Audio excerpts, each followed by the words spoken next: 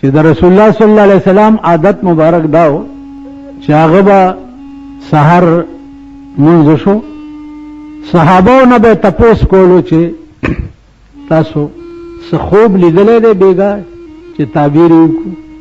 صحابو به چې خوب لیدلی نو پیغمبر ته به بیان کړو، هغې به ورته تعبیر وویل. یو ورځې رسول الله صلی الله علیه وسلم چې تپوس وکړو نو صحابه وایي چې مونږ خو بیګا صاحب څه خوب نه دی لیدلی. پیغمبر ورته وایي غوږ کېږدئ بیګا ما یو خوب لیدلی دی. صحابه ټول غلي شو، وایي چې زه پروت یم او یو دوه کسه راشي، یو ما د یو لاس نه ونیسي او یو د بل لاس نه او روان می کی. لاره کې یو سړی ناست دی چې هغه بل سړی ورته ولاړ دی او د خولې ته د اور انبوري دي، د اور پلاسونه، دا د خولې ته داسې ورچوي، دا خوله ولشلی بیا دا خوله جوړېږي، بیا ولشلی بیا جوړېږي، بیا ولشلی بیا جوړېږي. رسول الله صلی الله علیه وسلم فرمایي چې ما تپوس وکړو چې دا څوک دی چې په داسې سخت عذاب کې گرفتار دی. ویا دوه کسانو راته وایي چې فنطلق مخکې ځه. وی چې مخکې لاړم یو تنور دی چې پاغې کې ښځې او سړي ګډ وډ پراته دي، کله لمبې پاس راوړي او کله ښکته یوسي، کله پاس راوړي او کله ښکته یوسي. سردار کونین پوښتنه وکړه چې دا څوک دي؟ دوه کسه بیا ورته وایي چې فنطلق مخکې ځه. چې مخکې لاړم یو د وینې او د زوی تلاو دی او یو سړی پکې پروت دی، کله ډوبېږي کله روچتېږي، هر طرف ته چې د وتو اراده وکړي دا تلاو نه هغه طرف نه کاڼی راشي په دې خوله ولګي بیا پکې ورپرېږي. رسول الله صلی الله علیه وسلم بیا تپوس وکړو چې دا څوک دی؟ هغې بیا ورته وایي چې فنطلق مخکې ځه. چې مخکې لاړم یو باغ ته دننه کړم، یو ډېر عظیم الشان باغ دی او یو سپین ږیری سړی پکې ناست دی او مخې ته ماشومان لوبې کوي. وی ما دا دواړه کسان د لاس نه ونیوه چې دا دومره واقعه تاسو ما ته وښوده دا څه وو؟ نو دواړه ورته وایي، یو ورته وایي چې انا جبریل، زه جبرائیل علیه السلام، او دویم ورته وایي چې انا میکائیل، زه میکائیل علیه السلام. اوس غوږ کېږده چې دا څومره واقعات ما درته وښوده چې په دې دې پوه کړې.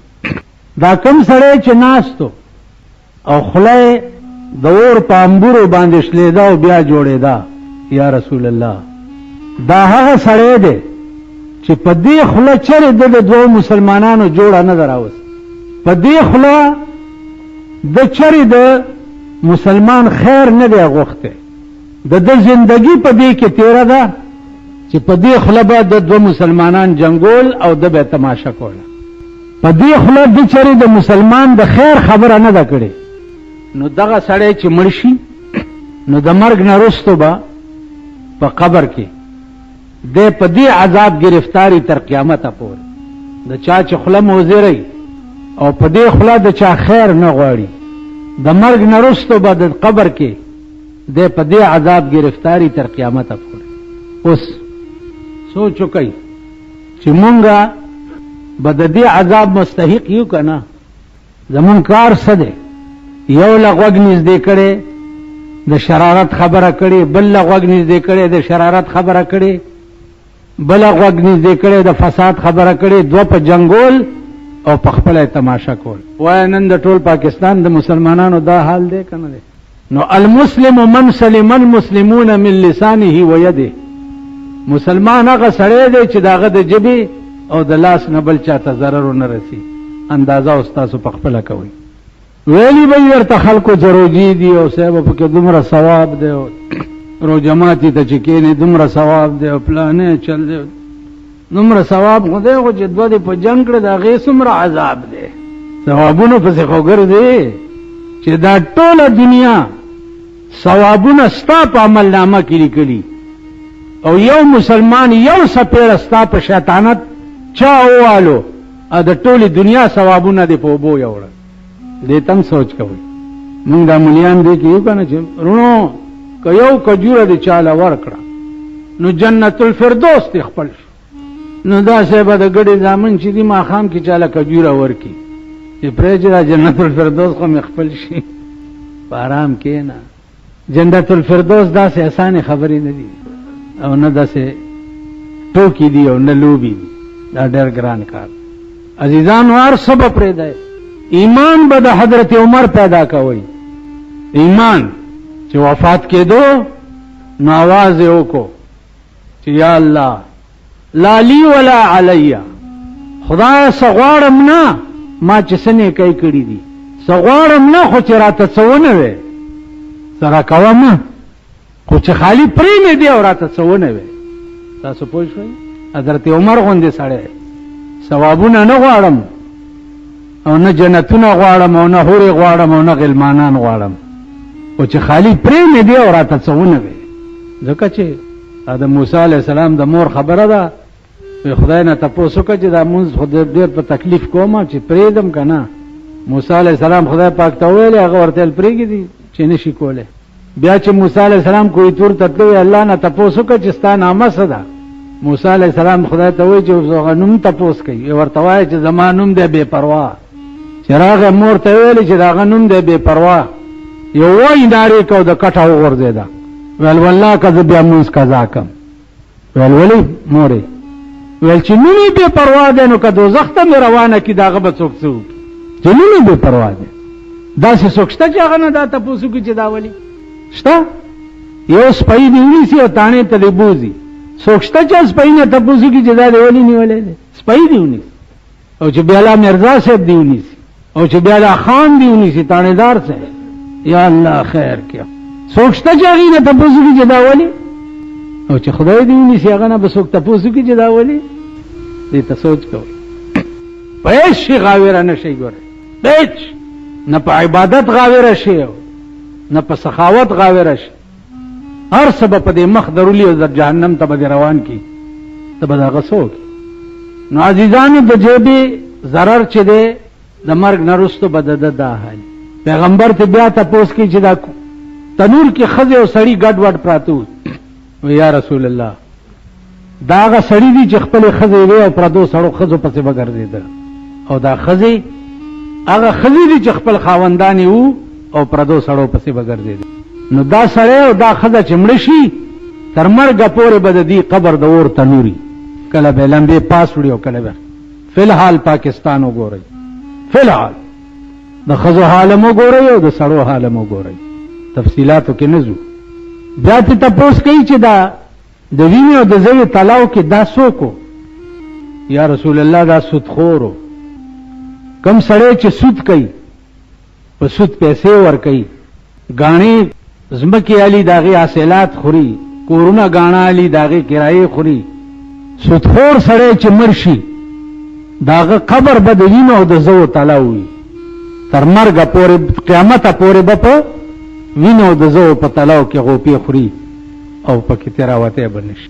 نن وګوره ستا ټول ملک، اوس جرنیل صاحب خو اعلان کړی دی چې سود سیسټم ختمو، خدای دې توفیق ورکړي. والا ټول ملک وګورئ، نن ستا د ملک تمام محلات، تمام پلازې دا د سود په پیسو باندې جوړي دي. خدای دې امان راکړي. بیا ورنه حضور تپوس کوي چې دا سپین ږیری چې و په دې باغ کې او ماشومانو ورته مخکې لوبې کولې، دا څوک و؟ یا رسول الله دا ابراهیم علیه السلام، او دا مخې ته ماشومان چې وو دا د مسلمانانو بچي دي. د مسلمانانو بچي چې څه وخت کې د بلوغ نه مخکې مړه شي نو به د ابراهیم علیه السلام سره په جنت کې تر قیامته پورې اوسي. دا دومره لوی حدیث مې دی یو ټکي پورې درته ووایي چې ژبې او د لاس ضرر نه ځان بچ ساتئ، غرق بشئ. داسې چغې به وهئ چې څوک به م راټینګولی نه شي. دنیا دپاره آخرت تباه نه کوي. ګوره پرون رانه چا تپوس کړی معما دی، خورهی له د مور حصه نه ورکوي. ولې؟ وایي په رواج کې نشته، په رواج کې نشته. څوک دا پکې وایي چې پښتنو کې لا ښځو له چا حصې ورکړي دي، یعنې دا پښتانه د سړي زامن نه دي، دا بني آدم نه دي، دا مسلمانان نه دي چې دوی به ښځو له حصې نه ورکوي. دا واورئ عزیزانو، یوه لیشت ځمکه، یو لیشت ځمکه دی چې پردی وخوړه او پردی حق دی یو لیشت ځمکه ووالو، دا اووه طبقه ځمکې به د الله په غاړه کې اچولي او په قیامت کې به خدای ته ولاړې.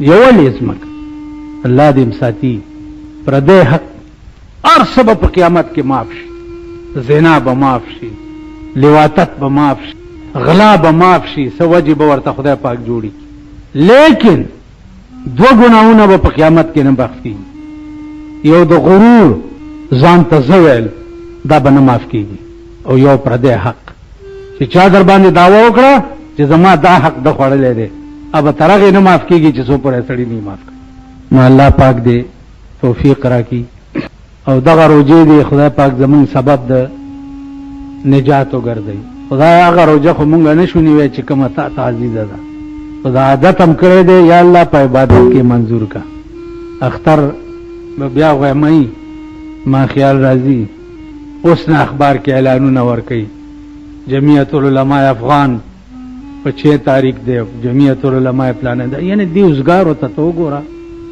الکه خدای او دیر سپاره قرآن ته وګورئ خو چپ دا د اختر اعلان داسې ډیر ضروری دی چې بس تاسو ورته وریته ناست یې دا اعلان وکړئ کنه چې د چا ښځه بار راووته او بار ګرځېده بربنډه دا دله دی د سره په صف کې لمونځ نه کېږي دا اعلان وکړئ کنه عید 7 तारीख को होगी और ईद 8 तारीख को होगी और 6 तारीख को होगी प्लाने तारीख को आराम के नहीं हो कमियास तमूली दा अख्तर कई कौम ने लीदा रोजा कई पतन दर न लगई बल सबाब हो गई तस्दी दारोयत हिलाल कमेटी वजूद पे इस्लाम की निश्ता दा दे मुल्क सर जुल्म दे हुकूमतों करे दे तरफ उदने कई नो दे वजना जानो देना द प्लाट दा غم جوړه وي ټلیفونونه یې سبب زما خو دا هغه شپه ورځ پور کې ولاړې ما روزه شو جی کا اختر شو روزه شو جی کا اختر شو مال قیامت شو که په یو کوڅه کې نیمه کوڅه کې اختر نیم کې روزي هیڅ پروا نشته او چا میاش لیدلې د اختر کو چا میاش لیدلې نه دلیدلې روزه کړه خبر خلاص ابو بسبالک چې په کوم شي کافر کیږي هغه ته خو نږدې نه راځي او چې کوم شي غیر ضروري شي دی هغه له دومره اهمیت ورکړي دی چې پناه په خدای لری کومه داس ملک دی داس قوم دی داس وطن دی داس بنی آدم دی یو سړی ماته دا مليان دي سيدي مال دخره میړوم خري او تاسو خره قوم یې یو خرم مشران دي کنه دي ها دخره میراث کې دي شي دخره میړوم خري کنه یو خدای واغوالنګ شو تور بچي راوړ مورې چې مورې دا خو تور بچي لوري وي چې بچي چې څنګه اچړي سي بچړي څنګه قوم دې دغه سي مليانم واخر دعوانا 19 روپے او 12 سنې کیږي 19 روپے او 12 سنې احتیاط دا دی چې 60 روپے فی کس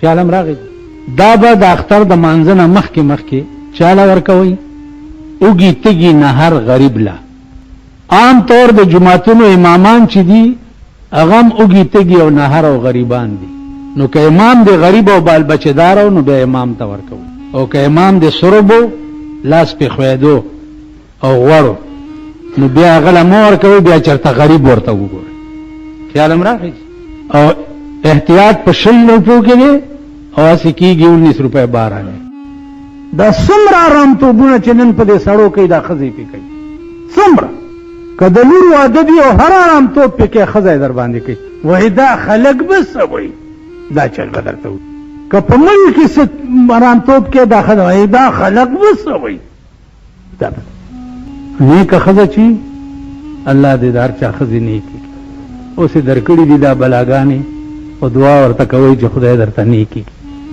نو زما عزیزانو دوه خبرې مې درته نن وکړې یو د ژبې او د لاس د ضرر نه بل محفوظ ساتئ او یو په منځ کې چې ودرېږئ نو د هغې دې مطلب ته د زړه سترګې متوجه ساتئ هر چا سره چې تاسو خبرې کوئ نو دومره خبرې به کوئ چې څومره د هغې عقل وي ځکه چې د هغه د عقل نه بالاتر خبرې ته ورسره وکړې نو هغه له به هم کار وګورې او ځان له به هم کار وګورې بل دا چې مجلس کې ناست دی او د خبرو دعوت چا نه یې درکړې نو خبره به نه کوې خبره دعوت درکېدله هغې نه بعد به بیا خبره کوي بل دا چې درستخان غوړېدلی دی روټۍ پې پرته ده او تاله دعوت په دې درستخان د روټۍ خوراک نه یې درکړې او ته پکې ناستې نو که بې عزته شوې نو بیا به د ځان ګناه ګڼې.